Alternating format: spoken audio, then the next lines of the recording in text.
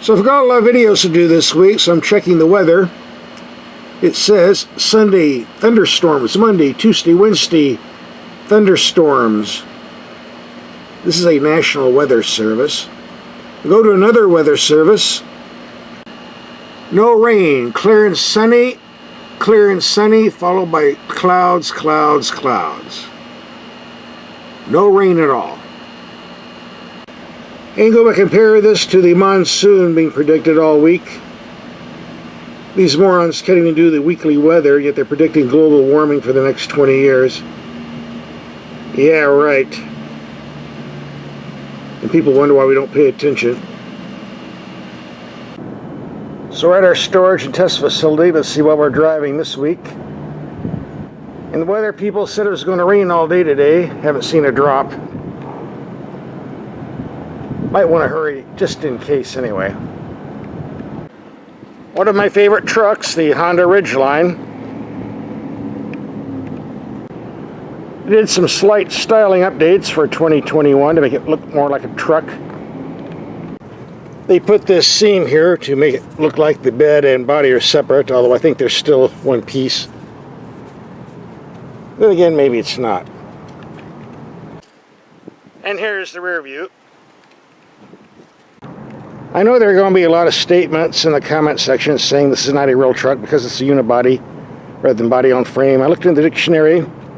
Again, it says a truck is a vehicle with wheels, an enclosed cab, and an open bed for hauling. And that's what I'm seeing here, so this is a truck in my book. And keep in mind there are other unibody trucks being introduced for 2021, the Ford Maverick and the Hyundai Santa Cruz. We'll be seeing a lot more vehicles like this as time goes on. They get better fuel economy and a lot more practical to drive, as we'll find out later on in the video. Well, the first things we do when we get vehicles, check for a spare tire. Well, Honda Ridgelines come with one, so I don't need to look. And number two, check out the headlights. Let's do that right now. It's dark enough. Let's see what these headlights do. Here we have the low beams on a wall 100 feet away. Very bright, good height, no complaints here. Go to high beam. Goes up quite a bit. Looks pretty good thus far. Here's what the rear view camera looks like.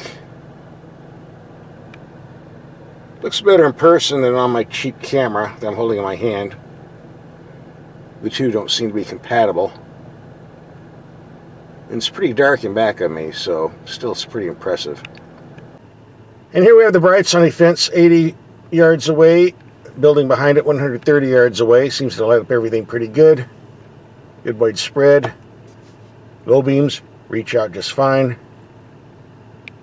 Overall, I'd say these headlights pass the test.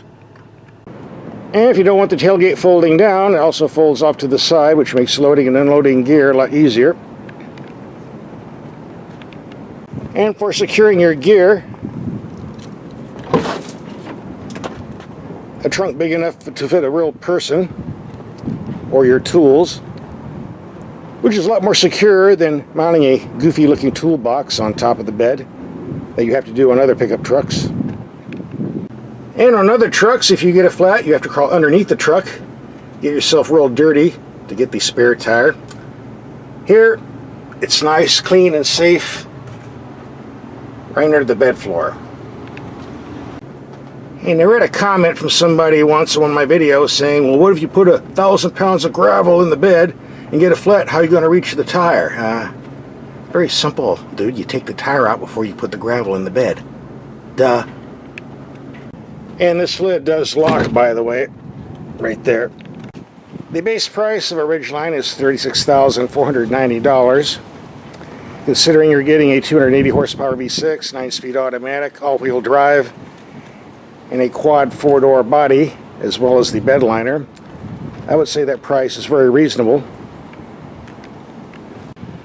The only option we had for $2,800 was the Honda Performance Development Package. You're saying, what is that? It's like the Toyota TRD package. We get special shocks and sway bars and all that. Nope. Sorry. It gives you this, the black fender flares, some bigger off-road style tires, and some gold wheels that were probably borrowed from a Pontiac Trans Am. Just kidding. That's the extent of the package, folks. I mean, I don't have a problem with this. I like the tires. I like the wheels. I like the black fender flares. But that does not justify an HPD decal, because it's embarrassing. People look at this and, wow, what kind of racing equipment do we have on here? And you show them just the tires and stuff, and it makes you look kind of stupid. This decal needs to go away, Honda. It was not a good idea. Sorry. Here's what the price ended up being with shipping. They're more deluxe models with leather trim, sunroof, and things like that. They'll bring the price up to around $45. This is basically a stripper model without many of the goodies that I don't really need.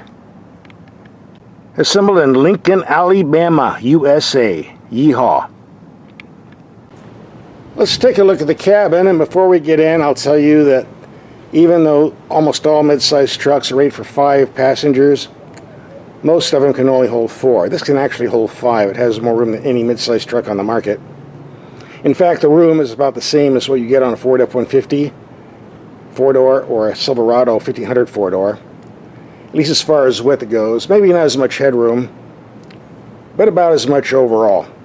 I know because I've driven them all. And you pull the magic handle down here, and the seats fold up for carrying even more gear. I like these cloth seats, and they're very comfortable as well. The glove box is large enough. We get a well-designed gauge cluster with lots of useful information. The climate control is very simple to use. And for the info screen, we definitely get a volume knob this year, something that was missing on many previous Ridgelines. Too bad they don't have a tuning knob either, but this will do. Instead of a lid, the storage cover slides back and forth. That's the good news. The bad news is if you spill your sticky drink and it gets in the creases here, you got yourself a real problem. It's never coming out. Do not spill your drink on this. You will not be happy. This brings us to one point of controversy, the push button shifter. Some auto testers hate these things and bitch and whine when they get a vehicle that has them. And I don't see why, and there's 4 reasons. Okay, number 1, a stick shift takes up room. This doesn't. Number 2, stick shift requires you to take your eyes off the road and look at what you're putting the gear in. This doesn't. It's touch feel. I can blindfold myself and tell just by the touch what gear I'm in. Never have to take my eyes off the road, ever. And number 3, when you turn the vehicle off, it goes into park automatically, where stick shift you have to put it in park manually. And number 4, if you put it in park manually, you think, and you put it in reverse or neutral by mistake, the vehicle can roll downhill and crash into someone else.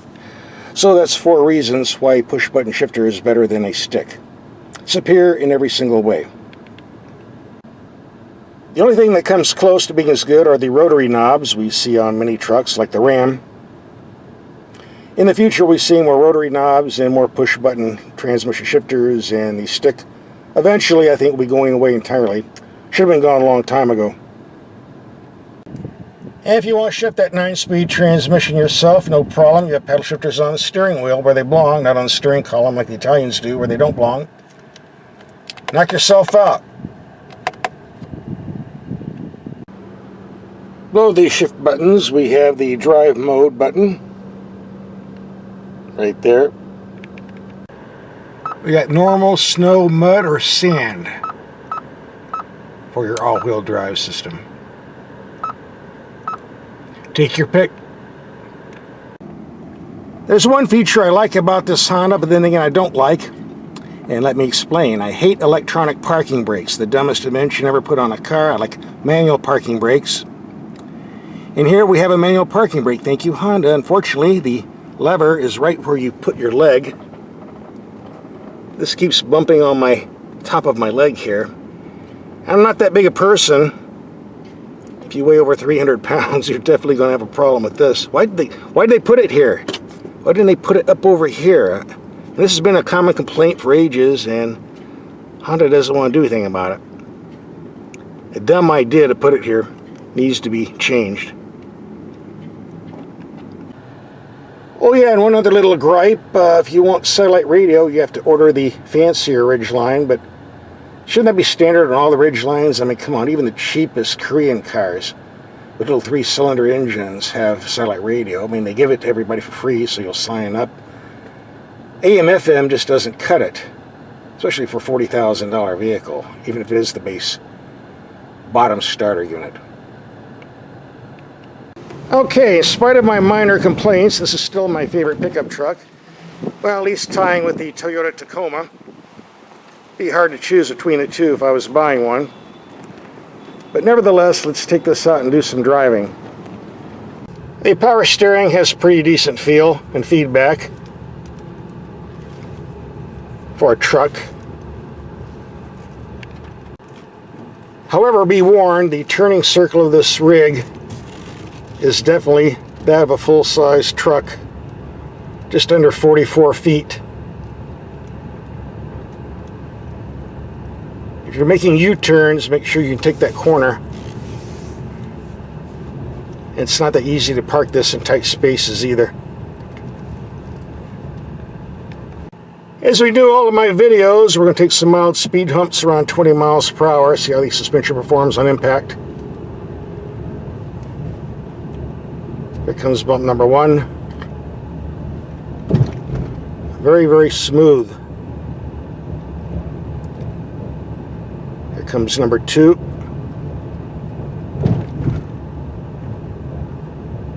Here comes number 3. And the nasty one. I felt that one on the front end a little bit, but still a pretty comfortable vehicle to drive. The critics who say this is not a real truck claim this is really a minivan underneath. Okay, it's a minivan underneath. That's why we get the nice, smooth, comfortable ride. How about that? Let's do a 0 to 60 run. I think the S is for sport shifting. Maybe not.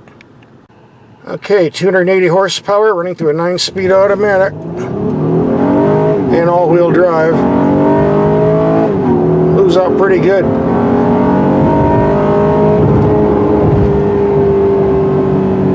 Yeah, I'd say the S is a sport shifting for sure.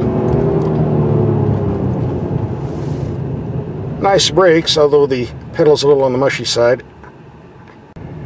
And looks like we have to stop because the wind blew the tree down before I got here, fortunately.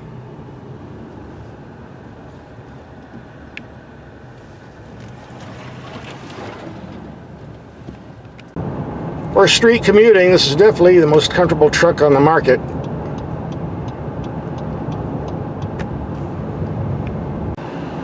Whenever I get a Honda Ridgeline, I always take it off-road. Unfortunately, because of all the fires we have going off in the outdoors, federal land, state land, county land is pretty much off limits. And there's nowhere to take this off-road at the moment. So we're going to have to limit ourselves to highway trips. This is a nice highway cruiser, very comfortable, quiet, nice seats, good driving position. I'm only racking up around 125 miles on this particular drive. Gives a chance to check out the fuel economy too. People often ask me what type of truck I would buy if I was shopping for one. And usually I lean towards the Toyota Tacoma, mainly because of its durability and reliability. But on the negative side, it's kind of cramped in that cabin, just like it is with the Nissan Frontier and the Ford Ranger. Compared to the Honda Ridgeline, it's no contest. This is only an inch narrower than a full-size Ford F-150 double cab. This thing is wide, has plenty of room in here, and I'm packing a lot of gear behind me. So if you need a vehicle that can hold 4 or 5 people, or lots of gear, baby seats, all that stuff, you don't want a giant full-size truck, this might be for you. If you're hearing a lot of wind noise coming into the cabin, it's not the vehicle's fault. We have some nasty gusts going on out there. That's why the vehicle is shaking a bit. But with the wide track of the Ridgeline and the slightly lower ground clearance compared to other trucks, the stability is pretty good. Having no problem controlling the vehicle at all. Normally, if you set the cruise control at 70 miles per hour, you get 23 to the gallon off this rig, no problem. But fighting this wind, I think my fuel economy numbers are going to be going downhill by the time we get there. We'll see. For those interested, the Ridgeline comes with radar cruise control. I hate radar cruise control for a list of reasons I won't list. The video will be way too long. Fortunately, it has an override that allows you to use conventional cruise control without this radar control nonsense. And that's what I'm in now. Standard cruise control for me, radar cruise control, someone else. Maybe you, not me. While this is a pleasant vehicle to drive, the trip would be far more pleasant if I had satellite radio Honda. $40,000 and no satellite radio. What else am I supposed to listen to? AM, FM? You gotta be kidding me. Yep. That's what I gotta listen to now. Normally you would get 22 to 23 miles to the gallon on this vehicle in ideal conditions, but fighting those headwinds, 20.7 is all we're going to see this trip. By the way, I've driven all the other V6 compact trucks, the Tacoma, the Frontier, and the Ford Ranger with the 4-cylinder EcoBoost, and with the 4-wheel drive models. You're not going to do any better than this. There doesn't seem to be a lot of wind pushing against the vehicle on our return highway trip, so perhaps we'll get a better figure than we did the first time. Stick around and we'll find out. We're coming to the end of the line. I'm going to pull over and see what our fuel economy is for our return trip. Well, it looks like we got lucky and did better this time. 25.5 and 116.3 miles. Going at least 75 miles per hour. I wouldn't go any quicker. That would be speeding. I'm a safe driver. Looks like we want to get a little bit of off-roading in. This area is not closed because it's private. You gotta be careful. A lot of quicksand out here. Might disappear with a Honda and I'll never see us or the vehicle again. Like right over there. No, no. That's what the sand and mud mode is for.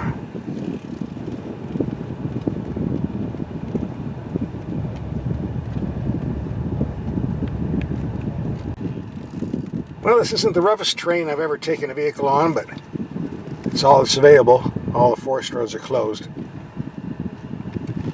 No, I'm not going to be driving in that. Or that. Not an hour before getting dark, anyway. Alright, we got it muddy. That's what counts. Well, I told you it was windy. That's why this tree almost fell on my truck. I might get Honda a little bit upset, but it didn't. So we're good to go. So, what do I think of the Honda Ridgeline after a week of driving? Well, if you're looking for a truck with a full-size roomy cab and economical V6 and excellent reliability, this might be for you. Yeah, it's not made for heavy-duty off-roading or for heavy-duty towing, but who tows that much? I don't. And for the light-duty off-roading I do, it's more than fine 90% of the time. I have other trucks I get for the more rugged stuff. This is a truck that I would buy. That's the best endorsement I can give. Here's some other trucks we've driven recently. Just click and watch.